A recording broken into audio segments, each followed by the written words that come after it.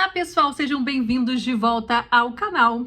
Esse vídeo daqui é um que eu tô querendo fazer há um tempão, mas eu tô aqui adiando, que é um resumo desse livro daqui, que vocês já devem conhecer, já saiu até o volume 2, tá? Mas é do volume 1, O Escravidão, do Laurentino Gomes, tá certo?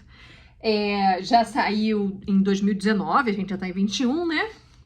E o volume 1, ele vai, ó, tá até escrito aqui, do primeiro leilão de cativos em Portugal até a morte de Zumbi de Palmares aqui no Brasil, lá em 1694, 1695, né? Ou seja, quase século XVIII, né? Quase os 1700.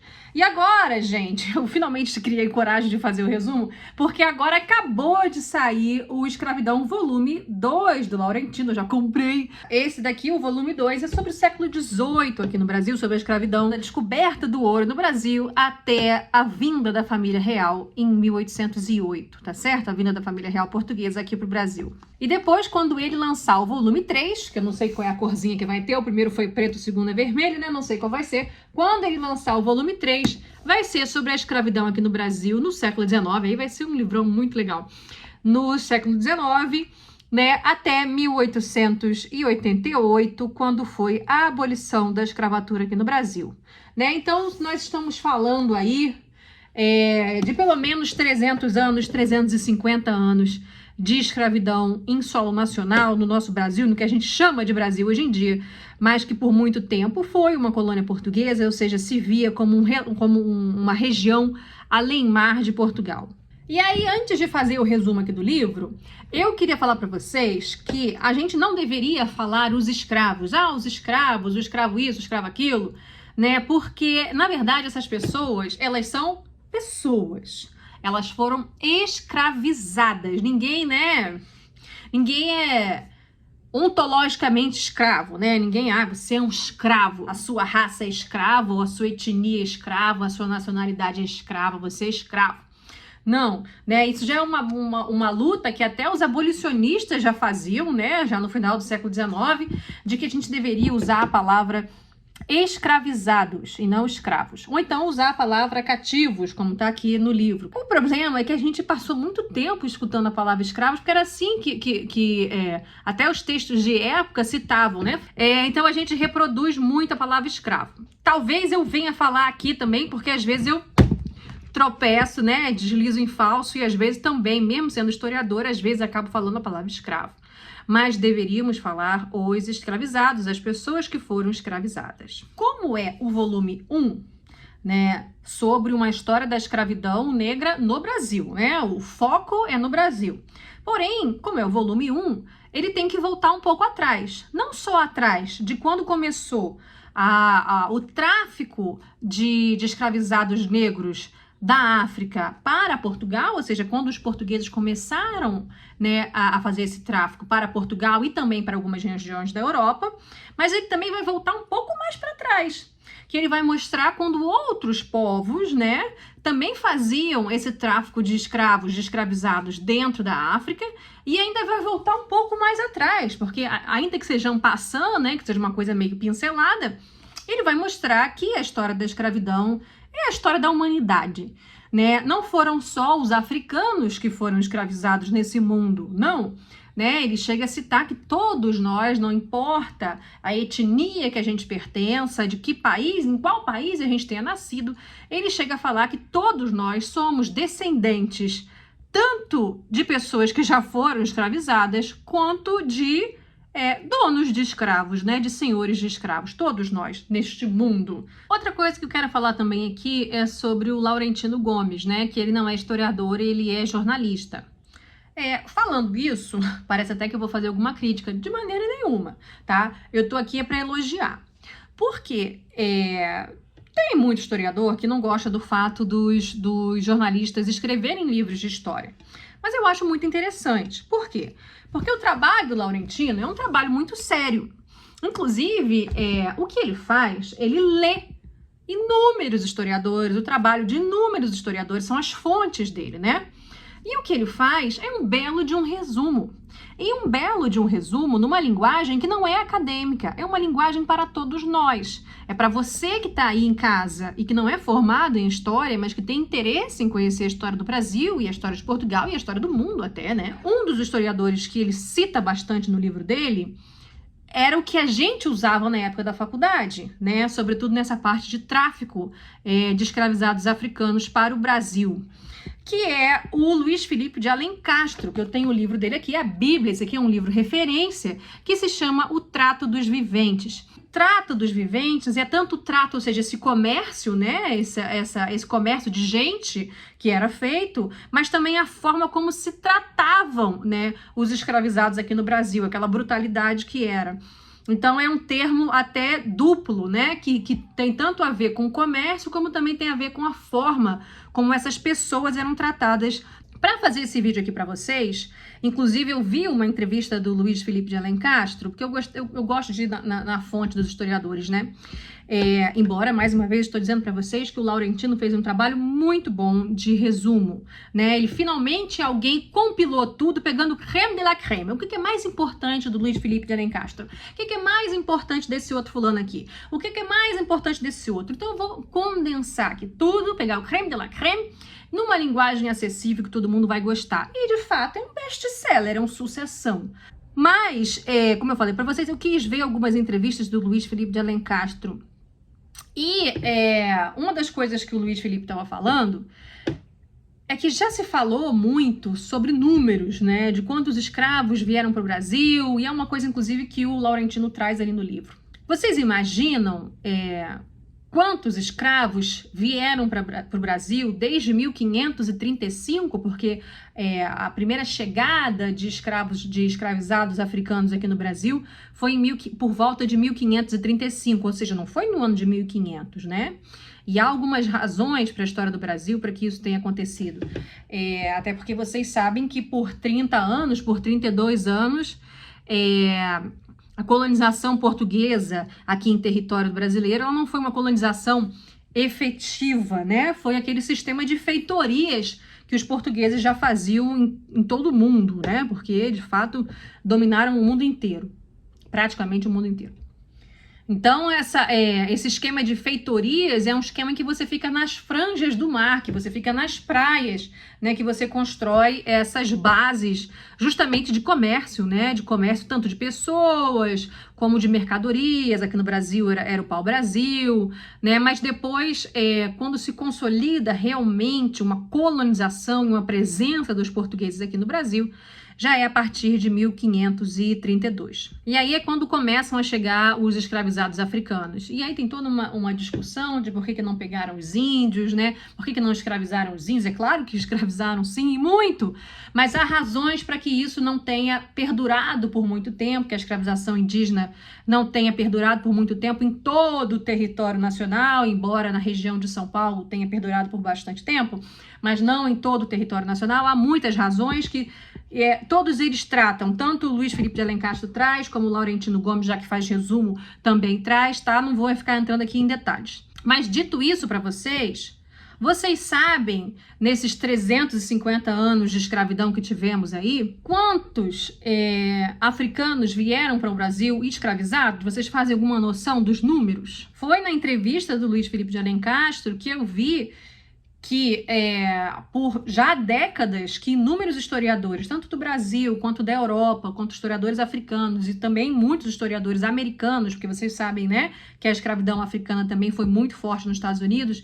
Então eles há décadas que já vinham pesquisando e criaram uma plataforma conjunta chamada slavevoyage.com, ou seja, viagens de escravos.com, Slave Voyage. Você dá para colocar inclusive em português, né? Vem a tradução. E já foram colocados ali grande parte das pesquisas que fizeram de navios negreiros, das inúmeras viagens de navios negreiros que saíram de diversos portos africanos para a região das Américas, e já foi visto que por esses 300 anos de escravidão, né, 12 milhões de africanos foram escravizados aqui nas Américas como um todo.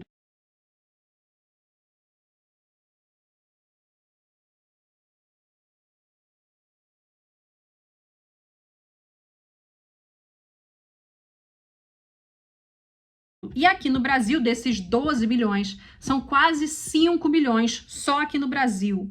Né? São 4 milhões e 800 mil, 4 milhões e 900 mil. Eu vou trazer aqui um trechinho da entrevista do Luiz Felipe, né, de Alencastro para vocês verem. Eu queria lembrar que o Brasil, o Rio de Janeiro é o maior porto negreiro das Américas e que Luanda é o maior porto negreiro da África inteira. Então isso tem a ver séculos? Nos três séculos. Do tráfico atlântico, 1550 a 1850. Tá.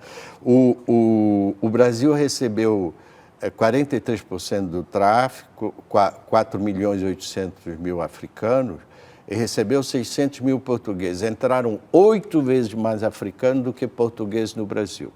E é o retrato hoje da população brasileira, que é majoritariamente afrodescendente. Então, nós estamos voltando para uma situação que sempre foi a situação do Brasil, até o final do século XIX, até a imigração mudar a relação... Pois é, o que também fica um pouco obscurecido, né, na história do Brasil oficial. Né? Porque... que é a quantidade de negros, né, que existiu na população. Aliás, isso é um ponto, a gente estava falando ainda há pouco.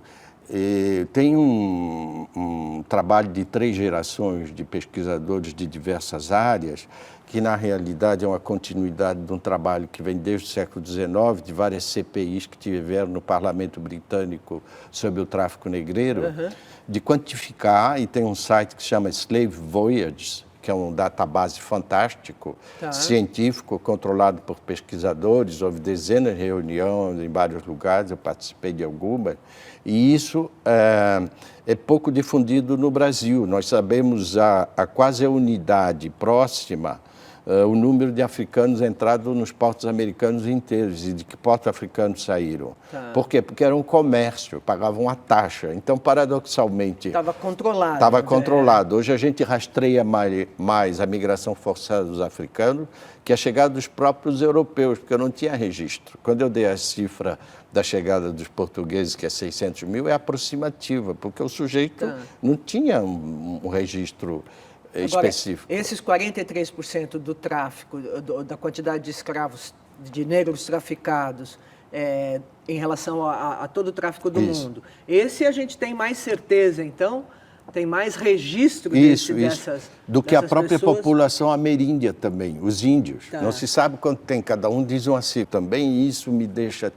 primeiro triste, depois muito irritado, ir em seminários e tal, e alguém começar a sacar números totalmente obsoletos ou extravagantes, quando tem online, ele podia ter visto de manhã, esse base data com o número certo. Como é que é o nome? Slave Voyages. Você põe no Google, cai direto em cima. Então, como isso era um comércio, isso está plenamente registrado.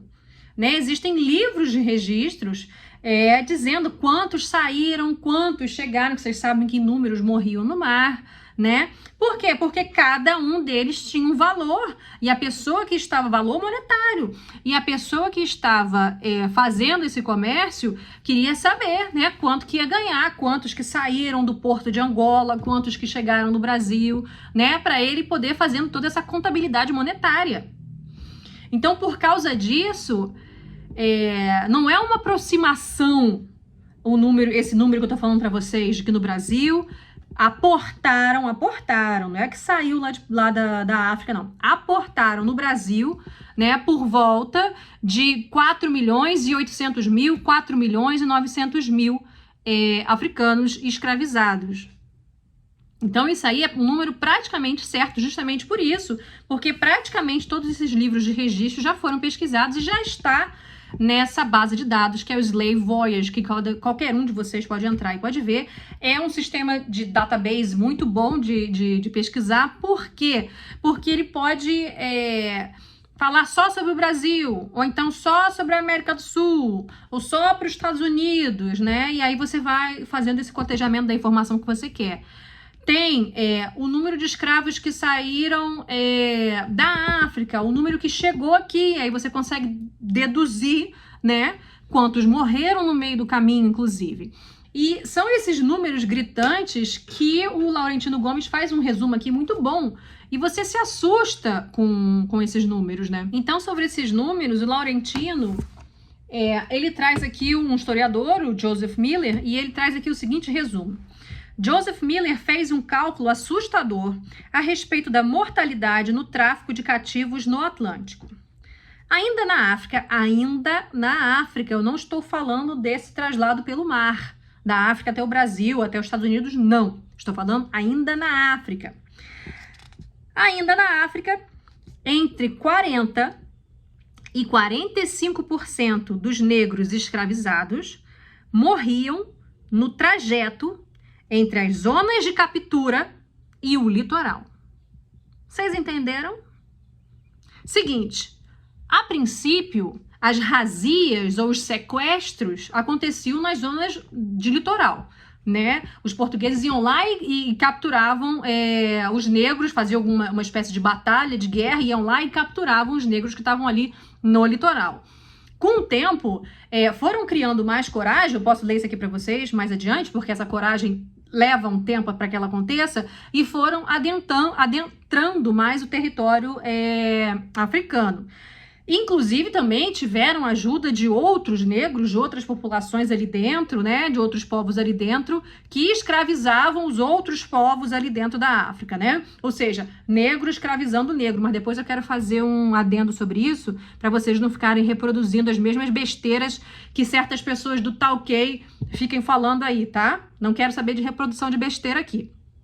Mas sim, a escravidão já acontecia dentro da África antes dos europeus chegarem lá, tá? Sim, africanos já escravizavam africanos ali dentro, tá? Mas depois a gente vai adentrar nisso aí para vocês não ficarem reproduzindo besteira. Mas então, o que eu quero dizer para vocês é que quando grupamentos de pessoas eram escravizadas no interior do território africano, até chegar no litoral africano, digamos, o Porto de Angola, por exemplo, né, que é Luanda, até chegar a Luanda, de 40% a 45% dos negros escravizados morriam nesse trajeto. Então, vocês imaginem a barbárie que era.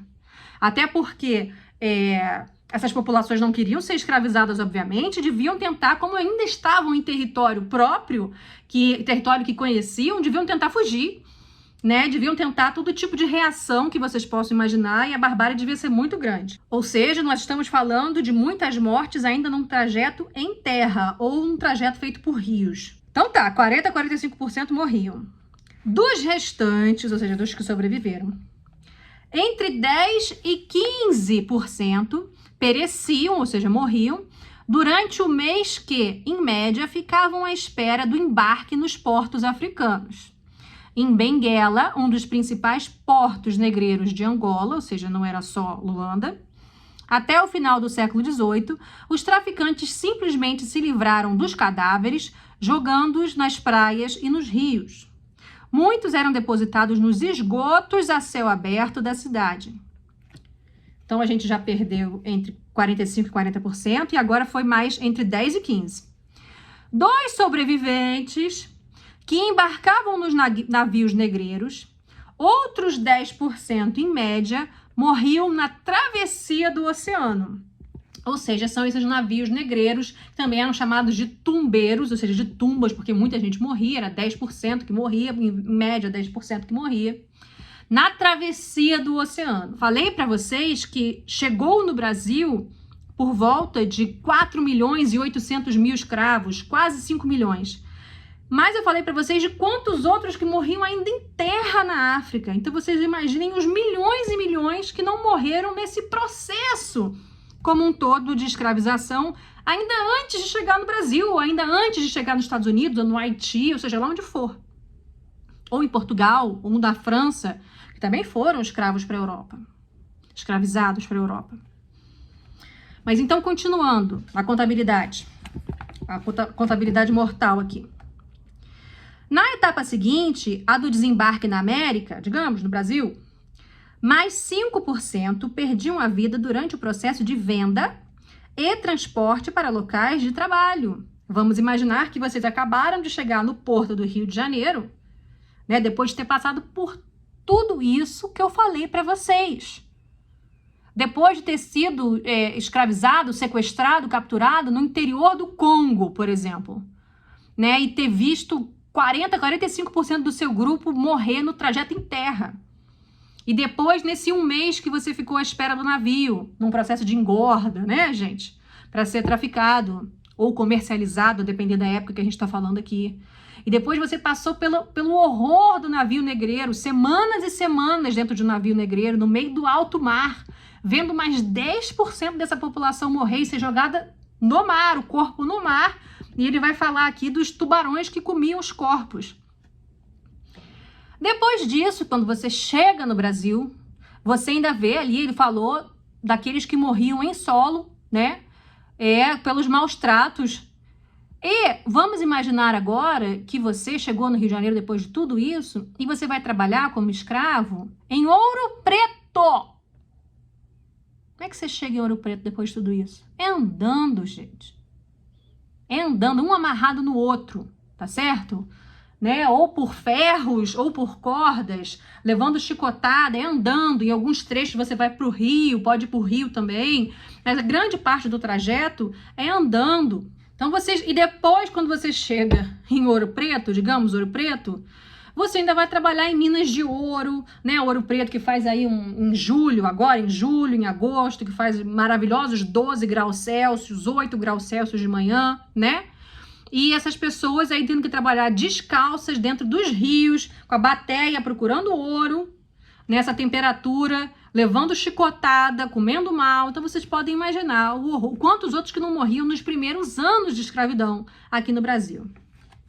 Então continua. Muitas vezes situados em minas ou lavouras no interior distante, o que exigia longas caminhadas a pé por trilhas perigosas e traiçoeiras. Imagina, gente, imagina você chegando, sei lá, no Porto de Santos, ou mesmo no Porto do Rio de Janeiro,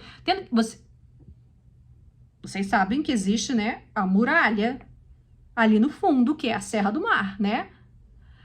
E você tem que subir tudo a pé, ou seja, são trilhas de subida ainda por cima. Quanta gente que não deve ter rolado, que não deve ter caído, cobra, onça. Por fim, mais 15% faleceriam nos 3 primeiros anos de cativeiro em terras do Novo Mundo. Falei para você, ou é uma lavoura de cana-de-açúcar no interior do Nordeste, na região litorânea do Nordeste, ou em São Paulo, ou Minas, no interior de Minas Gerais, vocês podem imaginar.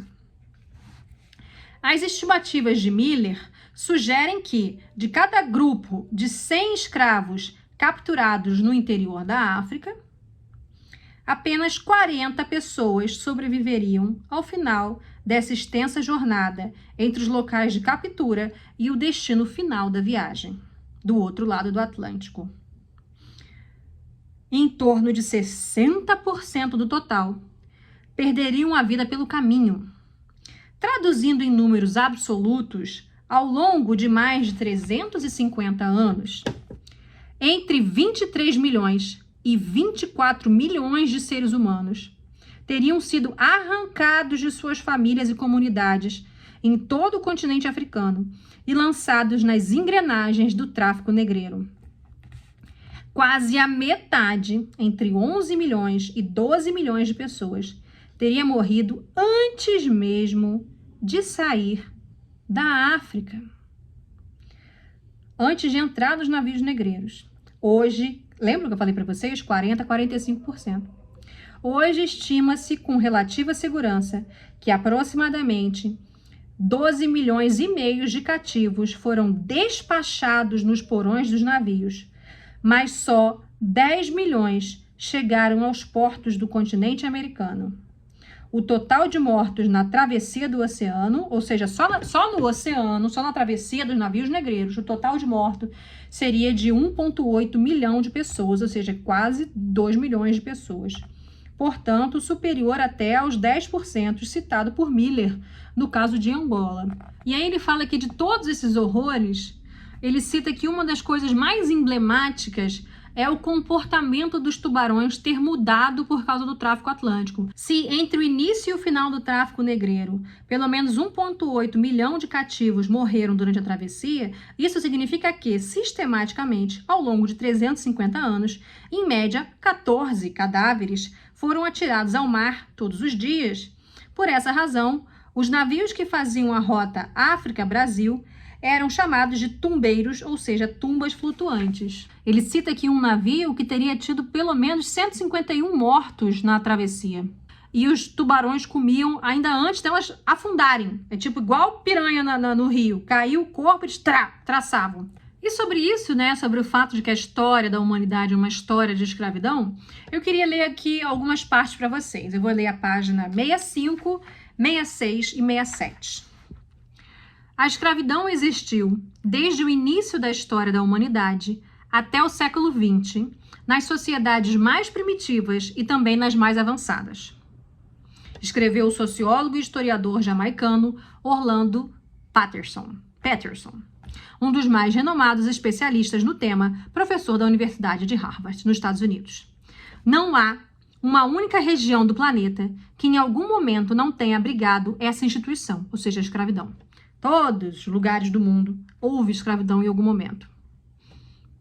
Provavelmente, não existe hoje nenhum grupo de pessoas cujos ancestrais nunca tenham sido em algum momento escravos ou donos de escravos. Foi o que eu falei para vocês aqui no início do vídeo. Todos nós, eu, você, todos nós descendemos tanto de escravos como de donos de escravos. Ainda segundo Patterson, a escravidão foi não apenas universal ao longo de toda a trajetória humana, como floresceu em lugares e períodos que o senso comum menos esperaria. Na verdade, ela aumentou justamente em épocas e culturas que a moderna civilização ocidental considera hoje como divisoras de águas na história do seu desenvolvimento. Estima-se que, por volta de 1800, ou seja, há apenas 2 séculos, houvesse aproximadamente 45 milhões de escravos em todo o mundo, ou 5% do total de seres humanos naquele momento. Agora, presta atenção nisso aqui.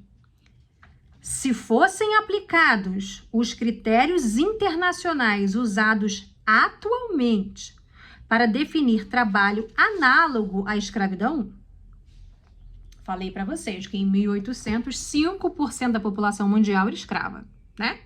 Podia ser comprada e vendida. Aí ele faz essa observação. Se a gente fosse usar os critérios que a gente usa hoje para trabalho análogo à escravidão, por exemplo, privação do direito de ir e vir, prestação de serviço em condições degradantes e sem uma remuneração adequada, ou seja, pagando muito pouco. Se você fosse colocar esses critérios em 1800, a imensa maioria dos seres humanos poderia ser enquadrada nessa categoria, até pelo menos o século XVIII. Agora é que vem essa parte interessante que eu falei para vocês, né, de que a escravidão existiu no mundo como um todo, em diversos países, em diversas etnias. Falei para vocês que não são só os negros africanos que foram escravizados.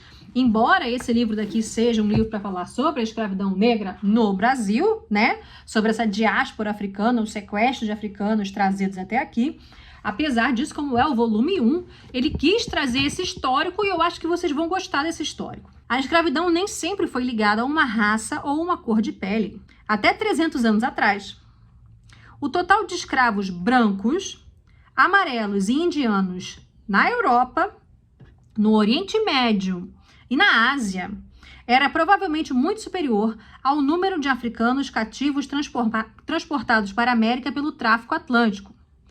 Então é só ao final do século XVII, ou seja, só ao final de 1600 e alguma coisa, digamos, 1690, 1680, é que a população de escravos negros se tornou majoritária. Mas até então, pessoas de todas as cores, religiões, culturas e classes sociais eram passíveis de serem escravizadas. Prova disso é a própria etimologia da palavra escravo. Escravo em português, esclave em francês, schiavo em italiano, esclave em alemão ou slave em inglês, são todas palavras derivadas do latim eslavos, que, por sua vez, servia para designar os eslavos, nome genérico dos habitantes das regiões dos Balcãs, leste europeu, sul da Rússia e margens do Mar Negro. Grande fornecedora de mão de obra cativa para o Oriente Médio e o Mediterrâneo até o início do século XVIII. Até o início do século XVIII, inúmeros russos eram escravizados, tá? Na Europa e no Oriente Médio. Ou seja, nesse caso, os escravos geralmente eram pessoas brancas, de cabelos loiros e olhos azuis. Entre 1468 e 1694, os tártaros da Crimeia capturaram cerca de 2 milhões de russos, ucranianos e poloneses. Então você aí que descende de poloneses e que se acha o máximo, saiba, né, que entre os seus ascendentes, muita gente pode ter sido escravizada alguns séculos atrás. As importações de escravos brancos das regiões vizinhas ao Mar Negro pelos otomanos de Istambul foram de 2,5 milhões entre 1450 e 1700.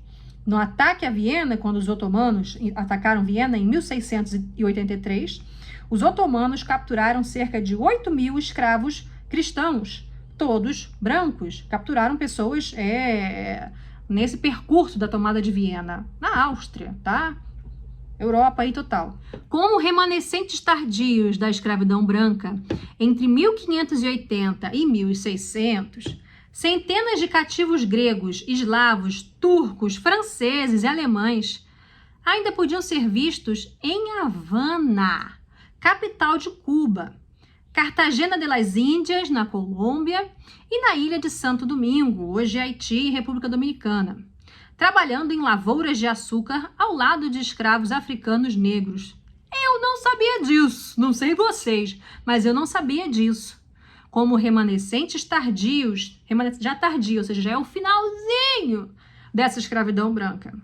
Mas então esse finalzinho da escravidão branca, lá pelos idos 1580 e 1600, que depois eu falei para vocês que quando entra 1600 aí a escravidão negra pega pesado. E a gente consegue ver isso lá no Slave Voyage, a database que eu mostrei para vocês. Vocês vão ver que no início dos 1500 o número é baixo. E aí quando vai entrando o final dos 1600 vai aumentando. Aí quando chega século XVIII, que são os 1700, aumenta muito. E quando chega o início do século XIX, os 1800, aí é que o número engrossa. Mas, como ele está citando aqui, né, um período de 1580 e 1600, ainda se encontravam os escravos brancos em Cuba, cara, em Havana, eu não sabia disso. Depois ele vai falar aqui, inclusive eu posso mostrar para vocês, as formas de escravidão e as razões para que as pessoas fossem escravizadas ao longo dos séculos, né, da história, ao longo dos milênios.